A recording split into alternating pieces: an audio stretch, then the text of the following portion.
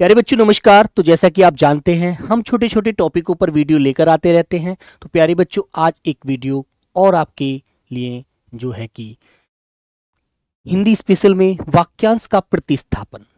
तो मेरे प्यारे बच्चों इसमें सिर्फ क्या होता है, हमें कोई एग्जामिनर वाक्य दे देगा और वाक्य में कोई अंश बेटा वो त्रुटिपूर्वक दे देता है, जिसमें त्रुटि होती है, इसमें गलती होती है।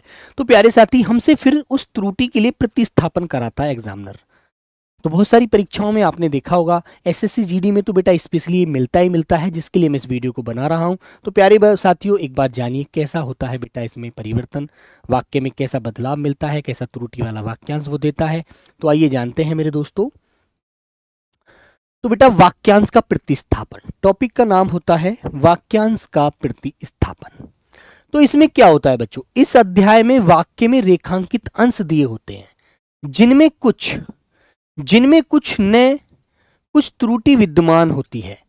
उस त्रुटि के स्थान पर सही विकल्पों का चयन करना ही वाक्यांश प्रतिस्थापन कहलाता है। मतलब वाक्य में एक छोटा सा अंश या फिर थोड़ा बड़ा अंश त्रुटि वाला दे देगा और फिर हमसे कहेगा कि इसके लिए सही उचित विकल्प चुन करके आंसर लगाइए।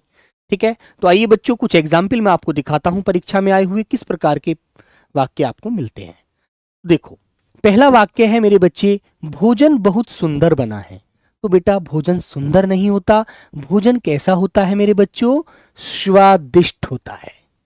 इस तरह की त्रुटि आपको मिलेंगी, स्वादिष्ट बना है। ठीक है, जैसे अगला वाला वाक्य पढ़ेंगे आप लोग, बच्चों को काटकर आम खिलाओ। तो मेरे बच्चों जिसको काटा जाता है, जिस पदार्थ को काटा जाएगा, जिस फल को काटा जाएगा उसको पहले लिया जाता है और काटने की क्रिया बाद में की जाती है। तो मेरे बच्चों वाक्य सही होगा, बच्चों को आम काटकर खिलाओ। आम काटकर खिलाओ।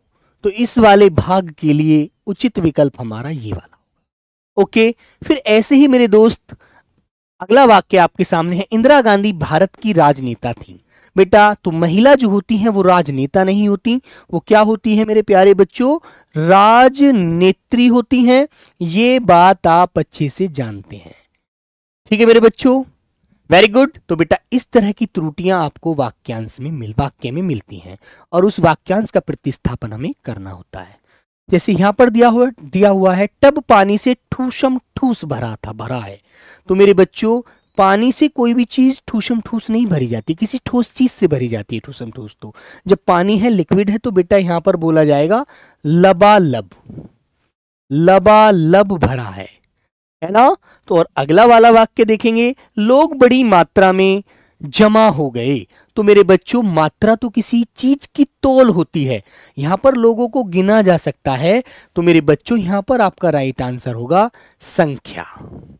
क्या होगा मेरे बच्चों, संख्या। तो आइए ऐसे और वाक्य मैं आपके सामने लेकर आता हूं, लीजिए। तो मेरे बच्चों जैसे अगला वाला वाक्य है, प्रेमचंद ने गोदान की रचना लिखी है। जो बेटा लिखी नहीं होना चाहिए, यहां पर होना चाहिए गोदान की रचना की है। समझ में आ गया होगा अब। तो इसी तरह के वाक्य आपको मिलते हैं बच्चों। जैसे अगला वाक्य है, उसके 500 रुपए जुर्माना हुआ। तो यहां पर क्या होना होगा आपको, उसके नहीं बोलना है बेटा, आपको कहना है उसे 500 रुपए का जुर्माना हुआ, उसे 500 रुपए का जुर्माना हुआ। तो इस तरह के वाक्य आपको मिलते हैं। जैसे कि अगला वाक्य है, छठी का मिठाई याद आना। तो मेरे बच्चों मिठाई याद आना थोड़ी होता है, इसके लिए उचित विकल्प क्या होगा, छठी का दूध याद आना। क्या याद आना मेरे प्यारे साथी, दूध याद आना। तो ऐसे हमें वाक्य मिलते हैं त्रुटि वाले।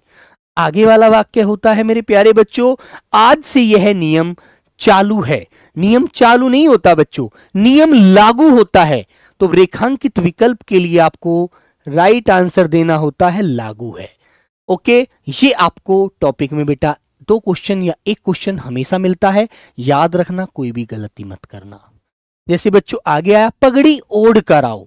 तो बेटा ओढ़ा किसी चादर या रजाई को जाता है, पगड़ी को तो बांधा जाता है। ठीक है, जैसे हमारे सिख समुदाय में आप देखते हैं पगड़ी बेटा लगभग 8 मीटर की होती है वो, तो पगड़ी बांध कर आओ मेरे साथी। तो यहां पर आपका आंसर क्या होगा, बांध कर आओ।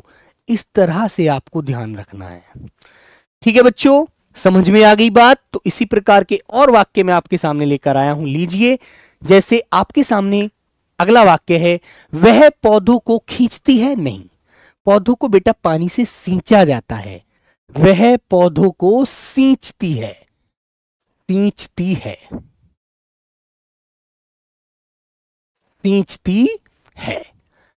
आगे वाला वाक्य, वह आंख से कुबड़ा है। कुबड़ा तो बेटा कमर से होता है, जो ऐसे नोड़ कर ऐसे झुक के चलता है। ठीक है, वह आंख से या तो दृष्टिहीन है या मेरे बच्चों अंधा है।